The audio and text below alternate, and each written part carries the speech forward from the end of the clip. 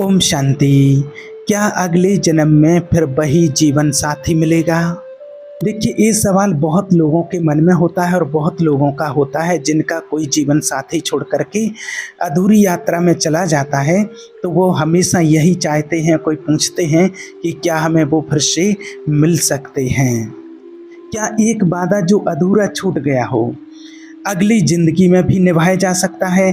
क्या किसी ने मरते वक्त आपकी ओर देखा था और उनकी आंखों में वह बात थी जो जुबान कभी कह नहीं पाई? क्या उनकी आत्मा कहीं आपका इंतजार कर रही है किसी दूसरे लोक में या किसी और जीवन की दहलीज पर? अगर आपका साथी इस जन्म में आपको छोड़कर चला गया, क्या अगला जन्म उसका इंतजार लेकर के आएगा? क्या आत्माएं फिर मिलती हैं या ये सब सिर्फ दिल को दहलाने वाले, दिल को बहलाने वाले ख्याल हैं? इस वीडियो में हम उस सबसे भावुक, सबसे गहरे और सबसे छुपे हुए सवाल को खोलने जा रहे हैं। क्या अगले जन्म में वही पार्टनर मिलेगा? लेकिन ये सिर्फ एक प्रेम कहानी नहीं है, यह एक आत्मा की यात्रा है जो बातों से बंधी है और यादों से जिंदा है। देखिए, आपने अनुभव किया होगा कुछ रिश्ते इतने गहरे होते हैं कि वे शरीर के साथ नहीं, आत्मा के साथ जुड़े होते हैं। वो पहला स्पर्श, वो चुपचाप देखना, वो साथ में बिताए कुछ साधारण पल, सब आत्मा में बसा रह जाता है। और जब वो इंसान हमें छोड़कर चला जाता है अचानक या धीरे धीरे, तब वो जगह खाली नहीं होती। वहाँ एक हल्की सी गूंज रह जाती है, एक अनकही पुकार जो वक्त के साथ भी मिटती नहीं। आप सभी ने इस बात को महसूस किया होगा कभी, जैसे कोई आत्मा आपको छूकर कह रही हो, मैं अब भी यही हूँ। ऐसे में सवाल उठता है, अगर आत्मा अमर है, अगर प्यार सिर्फ देह तक सीमित नहीं, तो क्या दो आत्माएं जो इस जीवन में एक दूसरे से जुड़ी थीं वो अगले जन्म में फिर मिल सकती हैं? इस सवाल का जवाब सीधा नहीं है, क्योंकि आत्मा की यात्रा एक लकीर नहीं, एक व्रत है। और प्रेम वो तो आत्मा का कंपन है, कोई घटना नहीं। आत्मा जब इस पृथ्वी पर आती है तो वो केवल कर्मों का हिसाब किताब लेकर के आती है, और कुछ वादे और कुछ सपने और कभी कभी कुछ अधूरे रिश्ते भी साथ लाती है। कई बार दो आत्माएं एक साथ जन्म लेने का संकल्प करती हैं, एक साथ चलने का, सीखने का, गिरने का और फिर उठने का।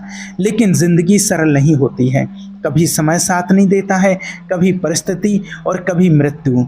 कई लोग इस पीड़ा से गुजरते हैं जब उनका जीवन साथी, उनका प्रेम कोई ऐसा जो उनका सब कुछ था और वो अचानक इस दुनिया से चला जाता है। पीछे रह जाता है सिर्फ एक खालीपन, एक ऐसा सन्नाटा जो शब्दों से परे है। और फिर उठता है एक सवाल, क्या फिर कभी हम मिल पाएंगे एक साथ? और एक साथी जिससे मिलकर के ऐसा लगता है जैसे उसे जन्मों से जानते हैं। एक प्रेम जो शुरू होते ही अधूरा नहीं लगता, बल्कि जैसे कहीं से पूरा होने के लिए आया हो। पुनर्जन्म के पीछे सिर्फ कर्म का चक्र ही होता है और कुछ आत्माओं की योगदान भी होता है। अगर किसी आत्मा ने वादा किया हो कि मैं फिर लौटूंगा, तो वह वादा सिर्फ शब्द नहीं रहता है, वो आत्मा की गति बन जाता है। और जब तक वह निभ ना जाए वो आत्मा चैन से नहीं बैठती है। इसीलिए जब हम कहते हैं क्या अगली ज़िंदगी में वही पार्टनर मिलेगा, तो ये सिर्फ एक भावुक सवाल नहीं है, एक आत्मा की पुकार होती है जो चाहती है कि जो अधूरा था वो पूरा हो। लेकिन यहाँ एक और रहस्य है, कभी कभी आत्माएं मिलती हैं लेकिन पहचानती नहीं हैं। जो आत्मा अधूरा कार्य छोड़ करके चली जाती हैं, जो वादे करते हैं पति पत्नी और वो चले जाते हैं, तो वो अगले जन्म में जब मिलते हैं तो वो क्या होता है कि कई बार पहचान नहीं पाते हैं। उसका कारण क्या होता है? क्योंकि इस जन्म में उनके किरदार बदल गए होते हैं। कभी वो जो पति था अब बेटा बन गया है, जो प्रेमी था अब सिर्फ एक अनजाना राहगीर है। लेकिन कंपन वही है, भावनाएं वही हैं, और अगर आप अपने अंदर से जागे हुए हैं तो आप उसे पहचान लेते हैं आँखों की उस एक नज़र में, उस एक चुभन में। और यहीं से शुरू होती है उस पुराने वादे की पुनरावृत्ति। आत्मा कहती है मैं फिर आ गया हूँ, और आप बिना कहे, बिना कुछ बोले महसूस करते हैं कि कुछ पुराना फिर से नया हो गया है। कभी कभी वो प्रेम जो इस जीवन में पूरा नहीं हो सका वह अगले जीवन की नींव बन जाता है। कभी वह प्रेम जो मौत के आगे टूट गया वह आत्मा के भीतर एक वादा बनकर सहेजा गया होता है, मैं तुम्हें फिर से ढूंढ लूँगा। और जब ऐसी आत्माएं लौटती हैं और अगर उनके कर्म उनके अनुसार मिलना है किसी ना किसी रूप में, भले वो इस जन्म में पति पत्नी थे लेकिन उनका कर्म जुड़ा हुआ है, तो अगले जन्म में वो भाई बहन या किसी और रिश्ते के रूप में मिल सकते हैं, भाई भाई के रूप में या बहन बहन के रूप में मिल सकते हैं, किसी और रूप में मिल सकते हैं। अगर उनका कर्म बना हुआ है, मिलने का ऐसा कोई संयोग बना, उनका कर्म उनका हिसाब किताब है। और जब ऐसा कर्मों का हिसाब किताब बना होता है तो ब्रह्मांड खुद उन्हें मिलाने लगता है। चाहे देश बदल जाए, समय बदल जाए, शरीर बदल जाए, लेकिन आत्मा की पुकार खोती नहीं, वह हवाओं में बहती रहती है। जब तक कि दोनों आत्माएं फिर से साथ न आ जाएं, जब तक उनके कर्मों का हिसाब किताब पूरा न हो जाए, तब तक।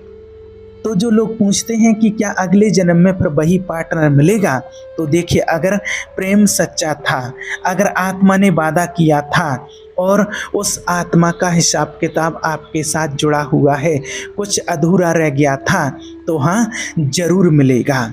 लेकिन उस मिलन को पहचानने के लिए आपको सिर्फ आंखें नहीं, जागी हुई आत्मा चाहिए। और जब प्राण देह से निकलते हैं आत्मा को सब दिखता है, वो आंखें, वो स्पर्श, वो वादे जो निभा लिए गए और वो जो अधूरे छूट गए।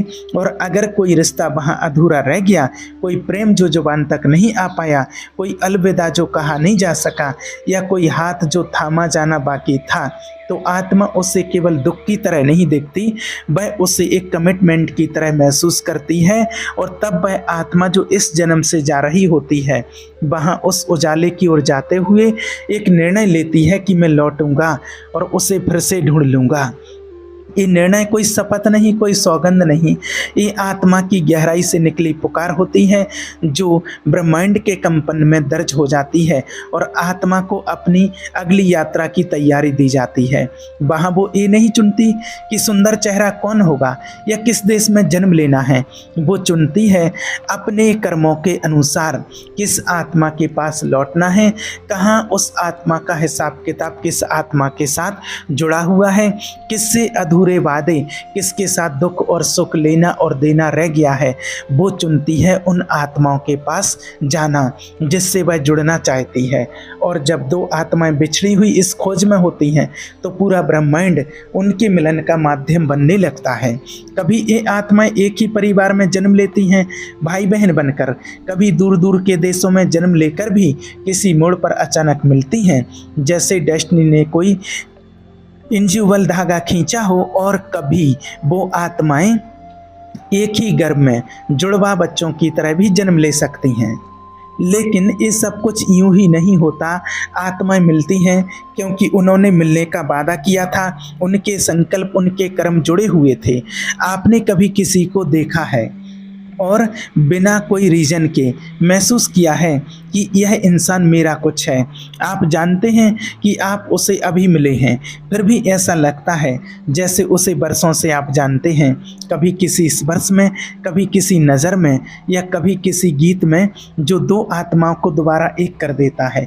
इसलिए जब कोई पूछता है कि आप अगले जन्म में वही पार्टनर मिलेगा, तो जवाब है अगर आत्मा ने वादा किया है तो ब्रह्मांड देखता है इन आत्माओं का हिसाब किताब क्या है। अगर उन आत्माओं का कोई हिसाब किताब बाकी है और आत्माओं ने एक दूसरे से वादा किया है मिलने का और उनका हिसाब किताब उन्हीं आत्माओं से जुड़ा हुआ है, तो ब्रह्मांड भी वह वादा निभाता है और उस मिलने को कोई रोक नहीं सकता है। अगर आत्माओं का हिसाब किताब मिलने का है तो जरूर मिलते हैं। लेकिन यह मिलन कैसे होता है, वह कैसे पहचान होती है दो आत्माओं की, जब शरीर और भाषा नई हो चुकी होती है और अगर एक आत्मा तैयार हो लेकिन दूसरी नहीं, तब क्या होता है। कभी आपने किसी अजनबी को पहली बार देखा और नजरें हटाना मुश्किल हो गया, ना उसने कुछ कहा ना आपने, फिर भी एक अजीब सी शांति, एक पुराना सा सुकून, जैसे कुछ जाना पहचाना। किसी जन्म का स्पर्श जो फिर से आपकी रूह को छू गया हो। आपका मन कहता है अभी अभी मिले हो, लेकिन आपकी आत्मा धीरे से फुसफुसाती है बहुत पहले से जानते हो। इसी को कहते हैं फास्ट लाइफ रिग्रेशन। जब दो आत्माएं जो कभी एक दूसरे की थी लेकिन अधूरी रह गईं, अधूरे वादों, अधूरे अलविदाओं या अधूरे प्रेम के कारण दोबारा मिलती हैं, वहाँ एक गहराई होती है, एक अजीब सी पहचान जो बिना किसी शब्द के दिल की जमीन को हिला देती है। पर असली रहस्य ये है, वे एक दूसरे को पहचानती कैसे हैं। आत्माएं चेहरों से नहीं पहचानती, वे एनर्जी से पहचानती हैं, और हर आत्मा का एक यूनिक एनर्जी सिग्नेचर होता है। ठीक वैसे ही हर इंसान की एक अलग थंब प्रिंट होती है। जब दो आत्माएं जो पिछले जन्म में एक दूसरे की थीं फिर से मिलती हैं तो वही सिग्नेचर एक्टिवेट हो जाता है। शरीर को नहीं पता कि क्या हो रहा है, पर आत्मा को होता है। आप उसे देखते हैं और अचानक आपकी सांसें बदल जाती हैं, दिल की धड़कन थोड़ी अनियमित हो जाती है, शब्द साथ नहीं देते पर आंखें जैसे बहुत कुछ कह देती हैं। आप सोचते हैं यह फीलिंग पहले भी हुई है, लेकिन कब? असल में वो देजा व्यू नहीं होता है, वो देवजा सोल होता है। वो स्पर्श जो अजनबी नहीं लगता है, वो आवाज़ जो अनसुनी होकर भी जानी पहचानी लगती है, वो मुस्कान जो किसी भूली हुई जगह की याद दिला देती है। और तब बिना किसी योजना के, बिना किसी तर्क के आप उस इंसान के करीब खींचते चले जाते हैं। आप समझ नहीं पाते क्यों, लेकिन अंदर कुछ कहता है रुको मत, यह वही है जिसे तुमने वादा किया था। पर यह पहचान हर बार आसान नहीं होती। कभी कभी वह आत्मा तैयार नहीं होती, कभी डर में होती है, कभी कर्मा में बंधी हुई होती है, कभी आपका प्रेम पिछली बार अधूरा रह गया था, लेकिन इस बार उसकी आत्मा किसी और वचन में बंधी होती है, और फिर वो मिलन अधूरा ही कभी कभी रह जाता है। एक बार फिर कई बार आप मिलते हैं, पहचानते हैं, लेकिन साथ नहीं हो पाते हैं। लेकिन क्योंकि प्रेम सिर्फ मिलना नहीं होता है, प्रेम आत्मा की परीक्षा भी होता है।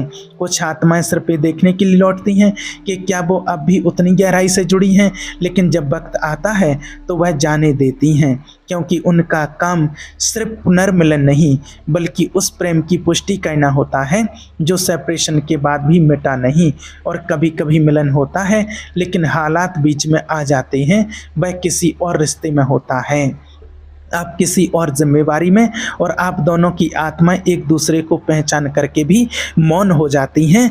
यह मौन कोई हार नहीं होती है, यह मौन होती है एक गवाही कि हमने पहचान लिया, लेकिन अब की बार हम इस कर्मों की वजह से मिल नहीं सकते, क्योंकि मिलने का समय जो कर्म का हिसाब किताब था वो इतने ही समय तक का था कि दूर से सिर्फ मिलना ही होता है। तो इस सारा लाइफ पार्टनर की जो अगली बार मिलेगा नहीं मिलेगा, कितनी दूरी महसूस होगी, कितने उससे दूर रहेंगे, कितने करीब रहेंगे, ये निर्भर करता है आपके कर्मों के आधार पर कि आपके कर्म कहाँ तक उस आत्मा के करीब ले जाते हैं। ये सारी जो हमारी पुनरावृत्ति होती है अगले जन्म में मिलने की, ये हमारे कर्मों के आधार पर होती है कि आप किस रूप में मिलेंगे। लाइफ पार्टनर के रूप में मिलेंगे, भाई बहन के रूप में मिलेंगे, पति पत्नी के रूप में मिलेंगे, क्या होगा संयोग, ये आपके कर्मों के आधार पर ये निश्चित किया जाता है। ओम शांति।